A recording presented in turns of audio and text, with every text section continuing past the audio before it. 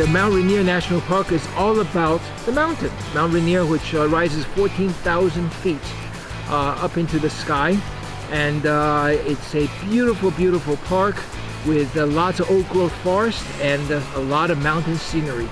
And we're just starting our day, so we're really excited. This is our first hike of the day, and we're really excited to see what the rest of the day will bring. In a beautiful walk in the woods up to Waterfalls, which is a nice ending to a short hike. That's actually part of the Wonderlands Trail that goes all the way around the mountain at 90-something miles. That takes about 2 weeks to really do if you want to do it that way.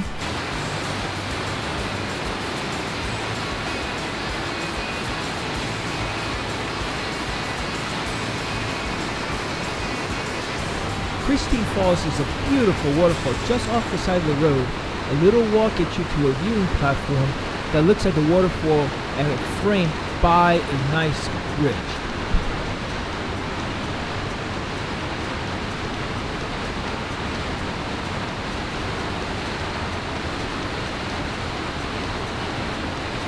You can't see the waterfall from the road, but Narada Fall is a beautiful, beautiful waterfall that's well worth the little hike that it gets to on the bottom viewing platform.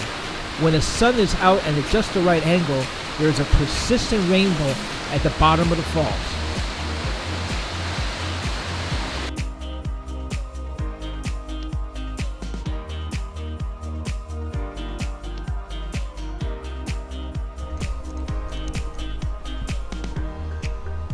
This may be as close as we're going to get to see the top of Mount Rainier today. The clouds are in between. Hopefully we can get lucky and see better later on.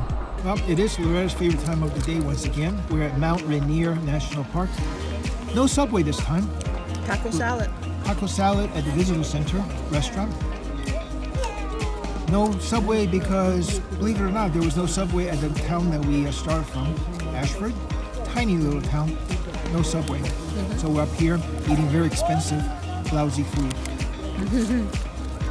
Right now, the top of Mount Rainier is in the clouds, can't see it, but it's been a consistent pattern where the peak is right there and the east side of the mountain is right there.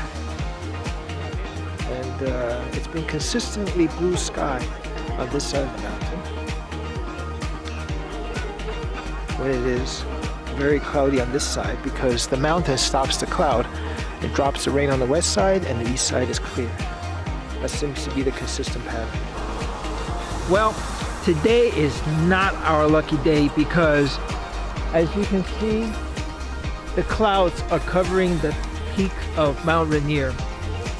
We've been here for probably a couple hours trying to get a glimpse of the top of Mount Rainier, but unfortunately, it's just been consistently cloud covered all this time. But you do see on the right side of that peak, you do see the blue skies, and that's because the cloud comes into the peak, gets blocked, and falls as rain, and the other side is dry and it's blue, and it's been consistent for a while now. We're over here just on the edge of Stevens Canyon. It's been a fantastic day. Did a couple of hikes. Now, Paradise itself, the visitor center, was crawling with people. The parking lot was full. There was tons of people there. A lot of people just going there to have fun with the snow. I guess many people didn't expect to have so much snow here in mid-June. But there was a bunch of people there who were very excited about seeing snow, who may have not seen snow before. So it's kind of fun just to watch the people's reaction to the snow that's out there. This is Reflection Lake.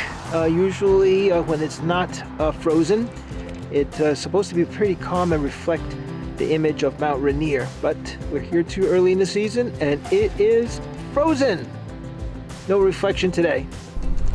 We're here at Stevens Canyon now, and it is a pretty dramatic drive all the way down. You have this deep valley here that's U-shaped, which probably means that it was done by a glacier at some point. And Stevens Creek runs right on the bottom of that. There's some fantastic waterfalls over there. And in general, this is just a very beautiful area here. Well, just as I was getting pessimistic about not being able to see the top of Mount Rainier, we're now sort of on the east side of the mountain, and I think we've gotten around to the other side of the clouds. And I believe that is the top of Mount Rainier. Wow, that is magnificent. It is absolutely gorgeous. Mount Rainier is full of interesting sceneries, and many of them are just a short walk from the parking area. This loop, the Box Canyon Trail, is a half-a-mile loop that gets you to a bridge up here that goes right over the Box Canyon. You see the water way down there flowing. Look at that canyon. Very narrow, with the water rushing all the way through. The bottom of the canyon to the water surface here is 180 feet. Very deep here from the road bridge.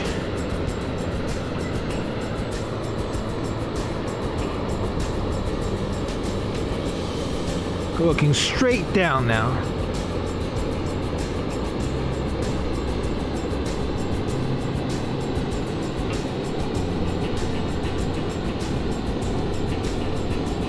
So we are on the swinging bridge. We are on the swinging bridge, crossing the river here, and we are on a swinging bridge. The bridge is swinging. Should I swing it more? Just stop talking about it. Stop. Why? Why can't I talk about it? All right, stop. This is a court of the Patriarchs at Mount Rainier National Park on the southeast side of the park, and there's a grove of gigantic trees that are just so beautiful and serene. Here's one example.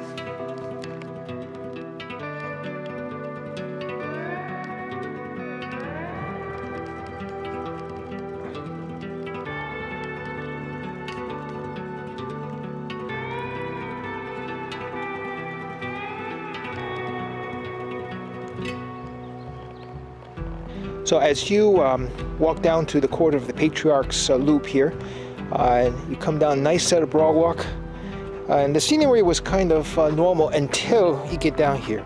And without any kind of a sign, you immediately realize you are somewhere special.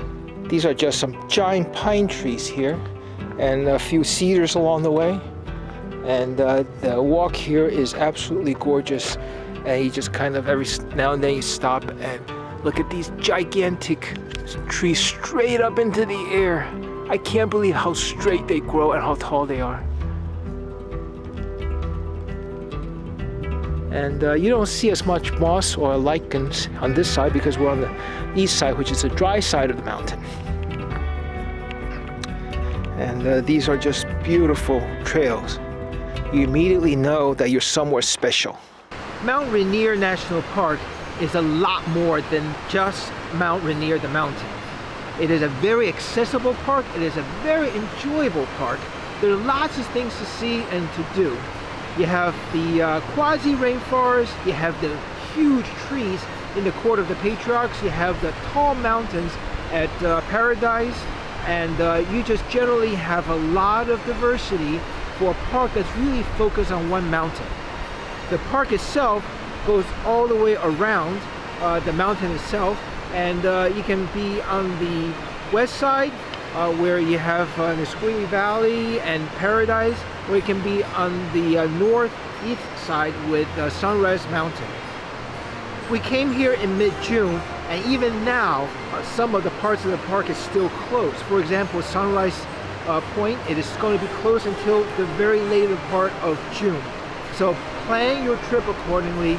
If you come in May and June, you're not going to see very many people, but there are going to be parts of the park that's going to be closed. If you come later in the summer, you're going to see a lot more people, but all of the park will be open. In the higher elevations, right now, there's still plenty of snow.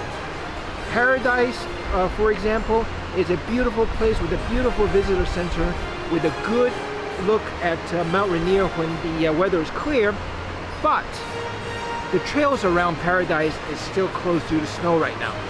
As is Reflection Lake is also closed due to snow right now. Here are some of the tips for coming to Mount Rainier National Park. Tip number 1, dress in layers.